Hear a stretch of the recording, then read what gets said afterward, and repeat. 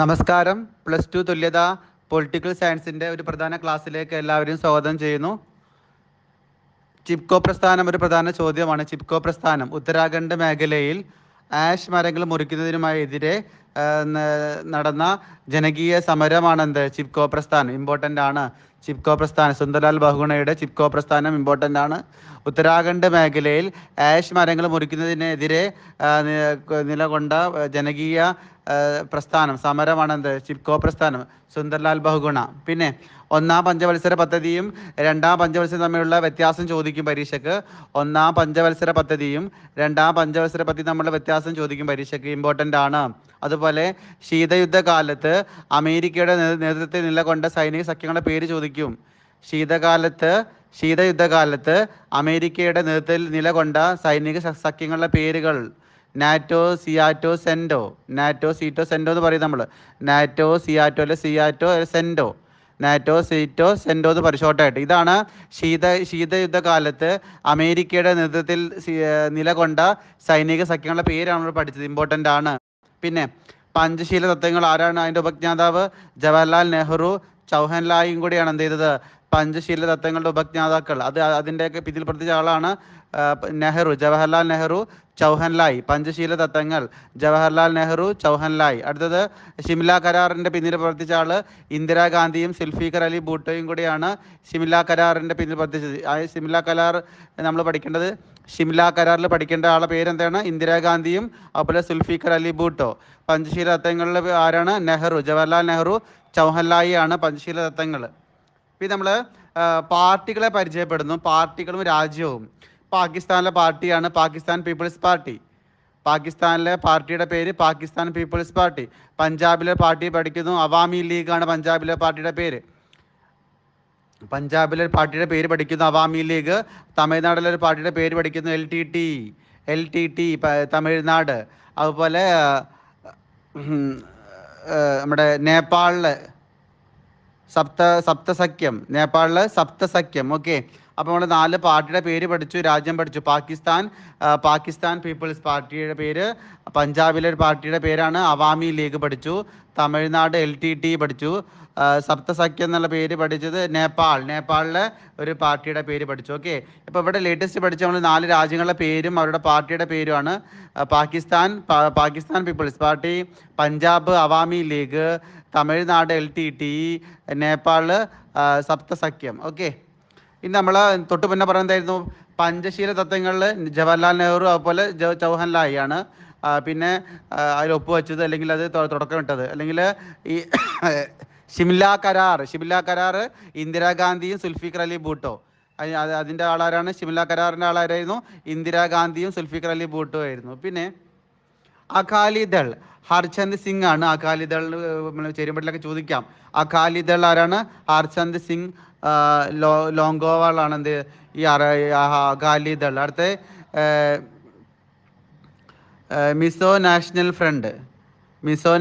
Front എന്നത് ലാൽ ഡെങ്കയുടെ പാർട്ടിയാണ് Mizo national front. National conference അറിയാലോ, ഷെയ്ഖ് അബ്ദുള്ള. ഇതും പാർട്ടിയുടെ പേരാണ്. National conference Sheikh Abdullah. Mizo national front Lal Denga. Akali Dal Harchand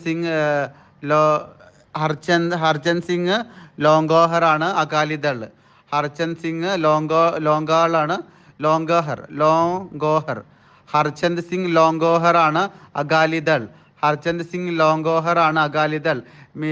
Mizo national front Lal Denga. National conference അത് ഷെയ്ഖ് അബ്ദുള്ള. അടുത്ത ചോദ്യം നോക്കിയേ. ഇന്ത്യ വിഭജനത്തിനിടയാക്കിയ ദ്വിരാഷ്ട്ര സിദ്ധാന്തം മുന്നോട്ട് വെച്ചത് ആരെന്ന് ചോദിക്കാം. മുസ്ലിം ലീഗാണ്.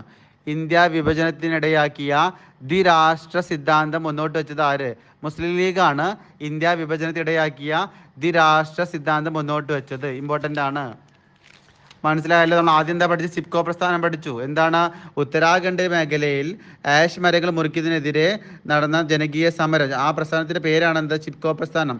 സുന്ദർലാൽ ബഹുഗുണ. ഇതന്നെ നമ്മൾ പരീക്ഷയ്ക്ക് വരാൻ ചാൻസ് ഉള്ള വേറൊരു ചോദ്യമാണ്. ഇമ്പോർട്ടൻ്റ് എസ്സേഡൊക്കെ ചോദിക്കാം, അല്ലെങ്കിൽ ഷോർട്ട് എസ്സേഡൊക്കെ ചോദിക്കാം. ഒന്നാം പഞ്ചവത്സര പദ്ധതിയും രണ്ടാം പഞ്ചവത്സര പദ്ധതി താരതമ്യം ചെയ്യുക എന്ന് ചോദിക്കാം. അതിൽ 4-5 പോയിന്റ്സ് പഠിച്ചു വെക്കണം.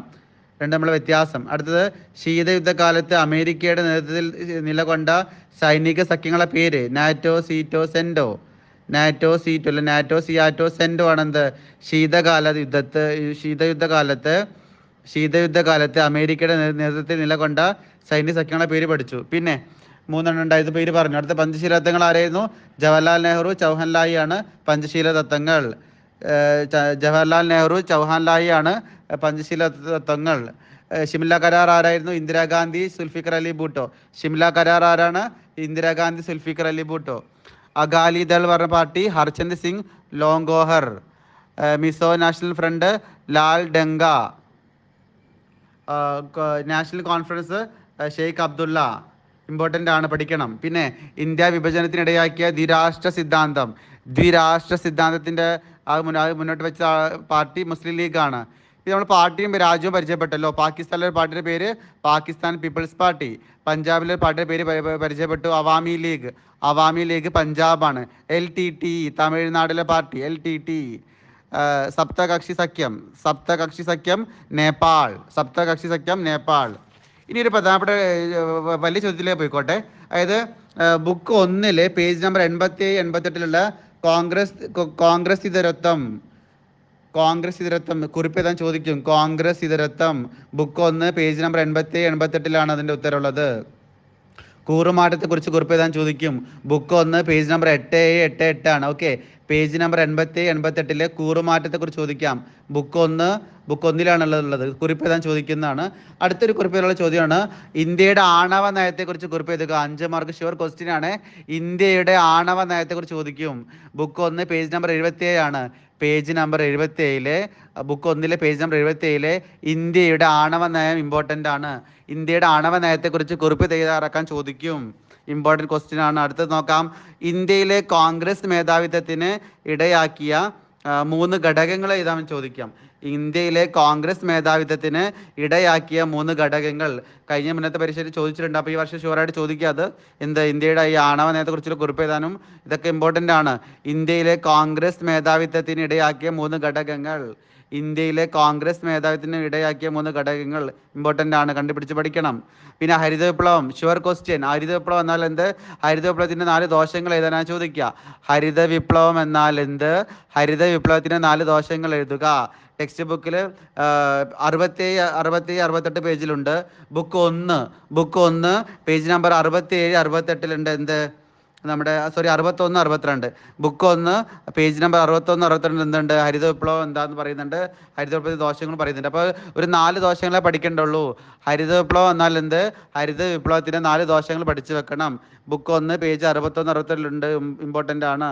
61, 62 പേജ് നമ്പറിൽ. അടുത്ത് നോക്കൂ. അമേരിക്കൻ മേധാവിത്വത്തിൻ്റെ 3 തലങ്ങൾ ചോദിച്ചിട്ടുണ്ട്. ഇമ്പോർട്ടൻ്റ് ആണ്. അമേരിക്കൻ മേധാവിത്വത്തിൻ്റെ 3 തലങ്ങൾ ഇമ്പോർട്ടൻ്റ് ആണ്.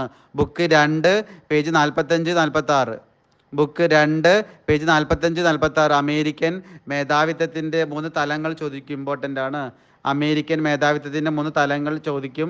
ഇമ്പോർട്ടൻ്റ് ആണ്. Book 2 page 45, 46. ഇത്രയൊക്കെ പ്രധാനപ്പെട്ട എന്താണ് നമ്മുടെ പൊളിറ്റിക്കൽ സയൻസ് പരീക്ഷയിലെ പ്രധാന ചോദ്യോത്തരങ്ങളാണ്.